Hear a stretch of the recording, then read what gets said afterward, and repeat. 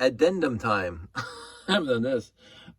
Two things I wanted to talk about in the video. I sort of touched on one, and one I completely forgot, even though it was one of the reasons I wanted to make this video in the first place. The video that just got posted. So I forgot that the yellow tracks actually have the base on them, because I couldn't build this base onto the base plates, because the base, the yellow, this thing has to be 2 bricks higher than the actual base plate, and so there's just tiles on the base plate where the curved tracks are going to be. But these guys, because the curve of the base goes with the curved track, and this worked out fantastically well. Now this is basically, quote unquote, how they do the monorail out of 2x2 or 2 wide monorail bricks. So this is a 1x2. Actually, that one's just a 2x8. That goes all the way through to start 1x2, 1x2, 1x2. And if you curve the 1x2s all the way across, it almost works perfectly. You can just see the track is slightly greater diameter than the 1x2s all the way across. So you got the track, you got 1x2 tiles, 1x2 bricks, and 1x2 plates, all alternating so that you can curve them. This doesn't work as well on the inside, but you don't care because you don't see the inside. So there's this little gap here. So you start at this end, same thing, 1x2s all the way around, and there's a gap there. And so in the bottom, you got the 2x8 here, the 2x8 there, and here, I think no, it's 1x6 or a 1x4. It's a 1x3 and a 1x4 that comes off of here. So, and then these things basically are just to hold these wedge plates on, wing plates. So this whole thing looks blue from a distance. So these things work perfectly. They still work together as track. But now that I have this, I can actually show you. So every track has a spot where I did not put a tile on. And so this is exactly what I do with the straights, but as I say, the base for the straights is built into the actual, right onto the base plates. So that's what happens. And so you do that every length of track gets 2, 1 on each side. And it just adds to it. And on the straights, these things just basically hold the straights down. Because the straights have tiles like this. And so these things just click on, and there's a jutting out from the base that these 2x4s just sit on. So bam. Whereas the curves, we don't care. The curves are fine. So that was the point one that I completely overlooked, because I forgot that, yes, the curves right now have the built-in bases, because I needed to do that. See, that's pretty cool, eh? It took me a while. So, but this was the other thing that goes with me, goes with the layout wherever it goes.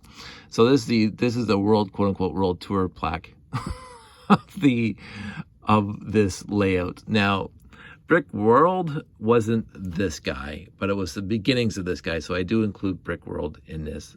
Brick World was the first attempt for a consistent classic space layout, OBB CSL. But it first got displayed at a real show as that at BrickFest, the very first BrickFest in 2011. And then all the other BrickFests that I went to. So, but not last year, I guess, well, 2 years ago, my last big show, we did Family Fun Fest in 2020 in February, but Brick Awesome invited me up there to Barrie, and so I went to Barrie and I got to display this for a day in Barrie, and so they gave me the brick, and they actually gave me I won 2 trophies for my display, which is very sweet of them. I love Brick Awesome, except that's the weekend I got my gallbladder issue. I ended up in the hospital. Nothing to do with them. but it was an interesting weekend because I had such a great show. It was great driving there. It was a great setup. It was a great day talking to Lego friends and buddies and fans and whatever. And then about 3 o'clock in the afternoon, I think it was an hour before we started taking down, I started feeling a little not right. A little not right. And then by the time we took everything down, loaded up in the car, I was not feeling right at all. I thought maybe I was just hungry. We got to the restaurant, and I said, I can't be here. Honey, Sandy had to drive us home. I felt bad, and basically I was in the hospital that night. So that was just a great time. But the show was great. My gallbladder issues were decades, well, a decade before, off and on, and finally decided I had to come out. I hope to get back up there when the world opens up again, do another Brick Awesome, because it was a fun little show. And again, as I said in the last video, we do plan on doing other shows, faraway shows maybe. And what's going to happen there is within driving distance, a day of driving. I'd love to get to the West Coast with the layout, but that's a week of driving, and I just can't. No, I can't bring the layout. I'd have to fly if we're going to do a show, go to a show out west. And that means the layout can't come. So, but so far, and these are the Lego brick shows. Not Lego sponsored shows, for the fans of the brick shows. I mean, as I said, I've done the Hamilton Steam Museum a couple times now. I did the guy in Mississauga. I did his show twice. The comic book show, whatever. Did my driveway. Put the layout in my driveway. And again, I probably do that in the spring when it gets to be nicer weather. I'll do it again, and this time take better video of the intricacies of the tower and stuff. And just say I'm doing the layout in the driveway, because I really enjoyed that, because I took all the time I wanted to take. It was such a nice day. I got to put the layout together slowly and meticulously, change things up, rebuild things. I loved it. There was no stress. There was no need to get the thing together within an hour or two. I mean, that, as I say, that's the entire plan of the layout right now, is to get the setup to be under 2 hours. And thus far, it is under 2 hours if I actually focus on it and not start talking to people. But the quicker it goes up, the happier I am. But when I was in the driveway, I got to take my time.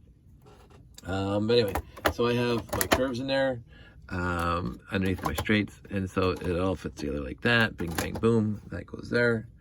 And now this thing can go back into storage. So that's the addendum, an 8-minute addendum. I don't think I've forgotten now. And I think it's covered the entire box. So I wanted to talk about that in the first video. That was the first thing I thought of when I pulled out the box. I said, I can't wait to talk about that. And then it got completely off on all the other tangents, and I completely forgot about it until I was ready to put this thing back into the storage box. And I said, hey, wait a minute, I want to talk about that guy. But then I can also talk about those guys, the curves. Hope that sums it up. I don't think I'll have another addendum, and I will talk to you guys soon.